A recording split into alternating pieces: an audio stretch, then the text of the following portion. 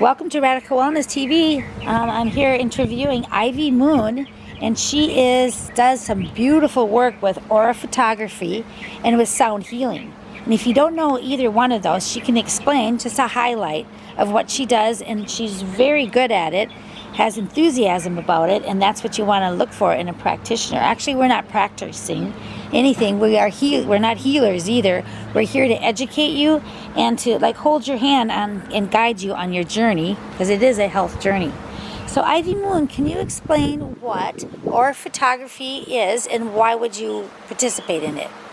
Well, aura photography essentially is a digital representation of your auric field or your morphogenetic field. And our body is actually much larger than than is explained to us. It tends to be 3 to 6 feet further around us than our physical body. And so that's what they would call your auric field or your morphogenetic field. And a lot of things get stored in there. Generally, the thoughts and the feelings that you have all go out into this area of your body. And depending on if you have positive thoughts or negative thoughts or good experiences or bad experiences, it's all stored in here. And it tends to actually start out here, and then over time, if there are negative feelings and negative thoughts and negative experiences, they can actually manifest as illness in the body. So the photography part, does that show up on something that you can hold, or?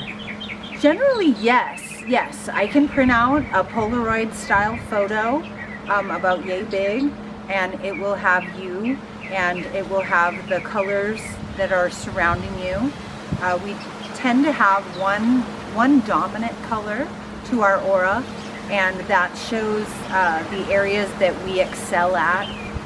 And then our light body actually oscillates through many colors, and it is usually the dominant thoughts and feelings that we have are what generate those colors. So say someone is really a lovey person, sometimes you see a lot of pinks or magentas, and they'll oscillate through that. People that are, young people tend to have sometimes a red aura, or they say like a firefighter might have an orange aura. School teachers could be a yellow to a green, depending, and really it varies depending on your lifestyle and your career choices and your thoughts and your feelings. So when you go to some kind of introduction to this, and you got your picture taken and you've got it in your hand, is there anything else that goes with that? Any explanation or anything?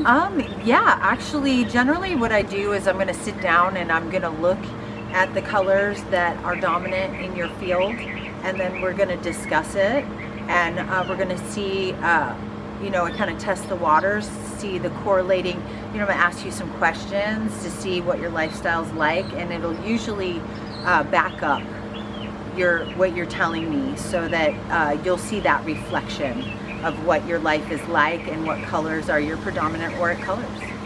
So you want to sort of have the predominant colors it's just your strengths, but you want to handle your weaknesses. Right. So what happens in the light body through stress and negativity and trauma is that it begins to create holes in our aura. And it also, so trauma creates the holes, but then it also impacts the strength of the chakras. So, we have 7 chakras. We actually have many more chakras than that, but we'll start with that. And, red, orange, yellow, green, blue, purple, magenta, right?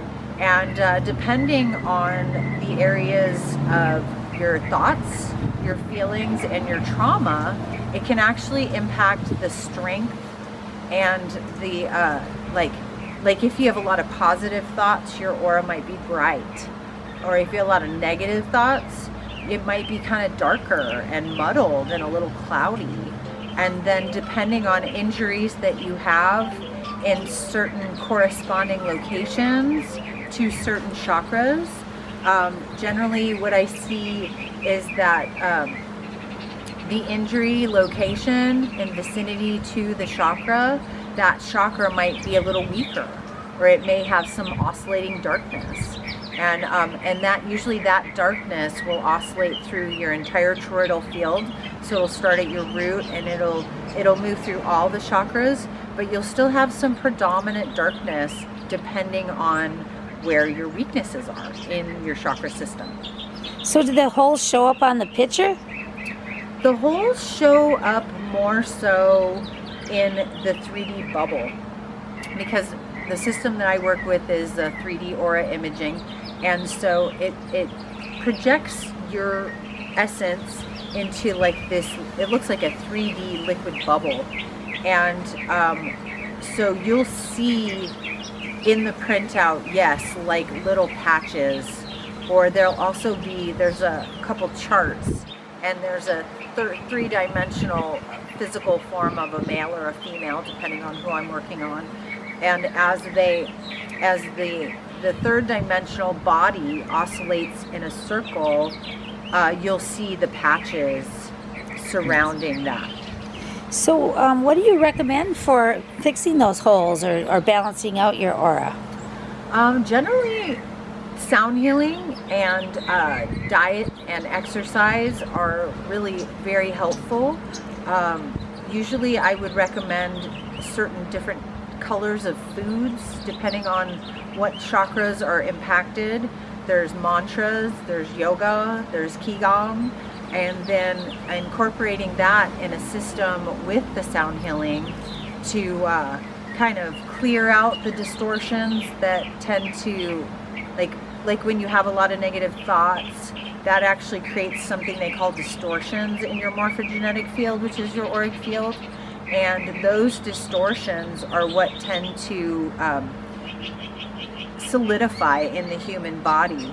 So using sound healing as a modality to clear distortions and balance the auric field over time, you can incorporate the aura photography with the sound healing as a system in union to actually lighten, brighten, balance, strengthen, and clear those distortions and bring you back to a more centered wholeness. So there can be like a before and after then? Absolutely, yeah. Okay. We can do before and then photography. Do treatment, mm-hmm. and sound then healing. We can do after, yes. And then the photography again. So let's do a part 2, and you can explain the sound healing part. Okay. Is there any way we could get a hold of you at all? I know I didn't ask you this before. Email? Do you want anybody to get a hold of you? Oh, I mean, sure. I would love that. What email? My email, I have 2 emails. I have ivysmoonmagic@gmail.com, and then I also have... well, we'll just stay with that one. Okay. ivysmoonmagic@gmail.com. Okay, we'll see you on part 2. Thanks for watching, everybody. Thanks. Make sure you hit the like and share. Bye-bye for now.